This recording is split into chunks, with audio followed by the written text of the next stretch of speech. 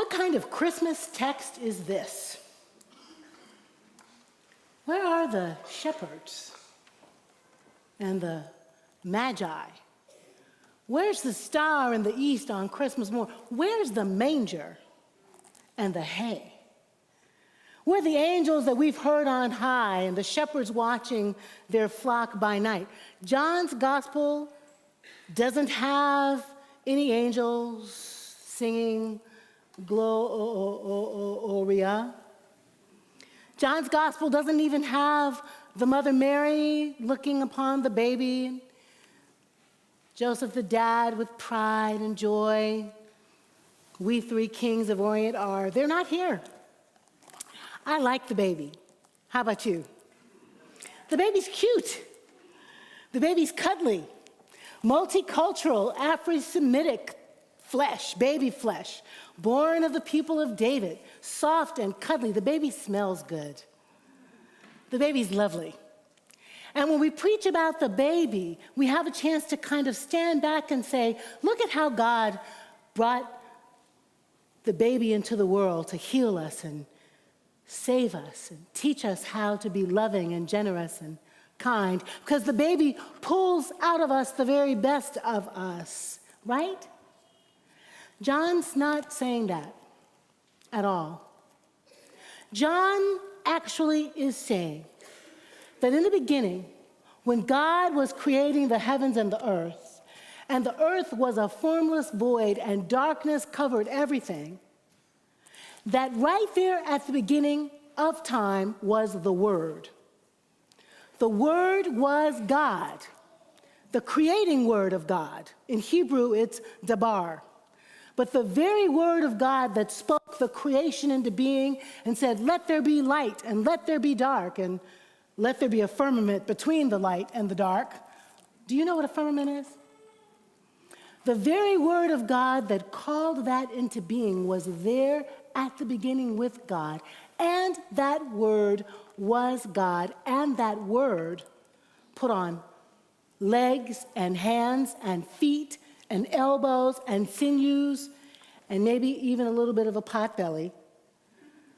The Word put on flesh and came to live among us. That's what John's saying. John is talking about a miracle in which God takes on humanity and comes down to bridge the space between humanity and God, so that forever and forever human beings will know what God is like, because God is intimate and close and familiar and familial, and that people will know what God is like, and God will know what it's like to be human, because God walks around and stomps around and grows up and has crushes on girls and goes to Hebrew school and learns the Bible. John is claiming something that is actually outrageous. And he's claiming it in the language of the people of his time so they'd get it. He uses the word logos, which would conjure up the meaning of life, or the plan of life, the direction of life, to all of the people who spoke Greek and all of the people in the Greek world, Platonic, Socrates, all of these people would understand what logos means. John is saying that God put on a body and came all the way down to bring life into the world. And he's saying that the life that came into the world is the light that the darkness cannot overcome. This life is light. Wow. The Hallmark cards aren't making it this plain.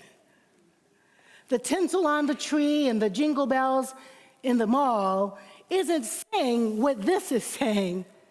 This is asking us to believe in the possibility that what is God can become human, that what is God takes on human form.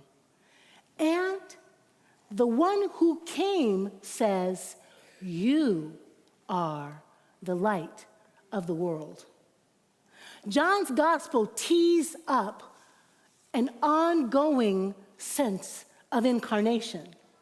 In other words, it isn't just that God takes on flesh and shows up in the body of Jesus Christ.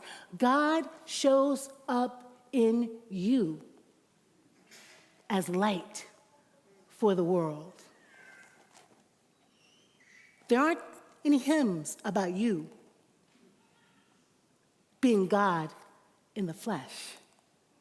But the choir sang, "You are the light of the world." When you wake up in the morning, do you think about yourself as holding God's light inside your belly? When you're on the subway trying not to slap the dookies out of the neighbor who's stepping on your toe, do you think about yourself as God's light enfleshed in your particular body? That's what John's gospel is claiming. Some of our religious folks will call it the divine spark. John is saying there is God in you that is light to shine in a world that needs to be illuminated in the way that you can particularly illuminate it. The word says, we have seen the glory of a one and only Son. We have seen the unique glory of a one and only. Jesus uniquely reveals God's light and glory to the world. And every single human being in this room reflects God's glory in the light that is inside you. That's either super good news or that's scary as hell. I mean, it's either super good news that we are God's light at work in the world, or we're maybe terrified because we don't know that we're up for the job.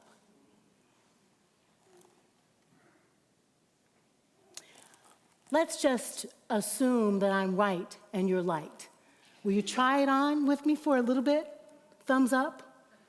Let's try. Let's try that we're light. If we're light, since we're light, I have a few thoughts.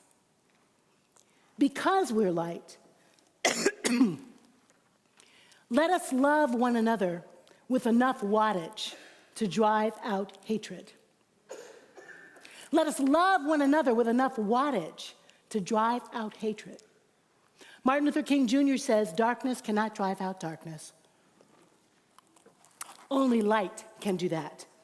If we're light, since we're light, because we're light, let us love each other as though we can shine back the hate with the power of our grace. Because we're light, since we're light, let us love the beauty of what God has created in us. When we were little in our church, the preacher would say, God didn't make no mess. I think sadly when we're little, we know how wonderful we are. And pretty soon we bump into people on the playground, in our schoolyard, at work, at college, who make it their business to make us feel like we're not special. Because we're light, let us love the beauty of what God has created in us, through us. You, each of us, is fearfully and awesomely and wonderfully made in the image of God. If God is light, then we are reflected light. We are light. If we're light, since we're light, then we are like stained glass windows. We sparkle and shine when the sun is out, but when the darkness sets in, our true beauty, it has been said, is only revealed from the light that's within us. If we're light, since we are light, can we vow to cultivate the goodness, the light, the joy, the peace that's in us, so that we are able to be a beacon of goodness in the world because of who we are? Abraham Lincoln once said, I'm not bound to win, but I'm bound to be true. I'm not bound to succeed, but I'm bound to live by the light that I have. Light draws light unto itself. Light hooks up with light. If we're light, since we're light, how about if we look for the light inside each other? How easy it is for us to criticize each other instead of looking in there and seeing a soupçon of something that's a bit of God. What if we looked at our neighbor and really saw there in them the light of Christ? Wouldn't we just have more harmonious relationships? Wouldn't we just have more forgiveness and grace for one another? Because we are light, let us be merciful. I heard that the word mercy and the word womb are the same words in Hebrew with different vowels. So mercy is womb-like motherly love.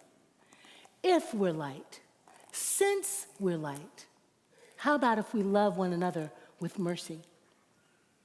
Sometimes we don't deserve mercy.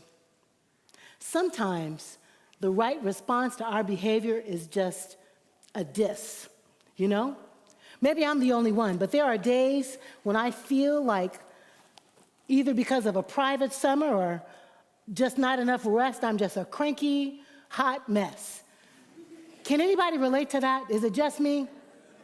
And I think to myself, the only response that my husband should give me is to walk out the door and not come back. But instead, he who is merciful and loving gives me a safe space in which to practice starting all over again and being new and being fresh, getting it right this time.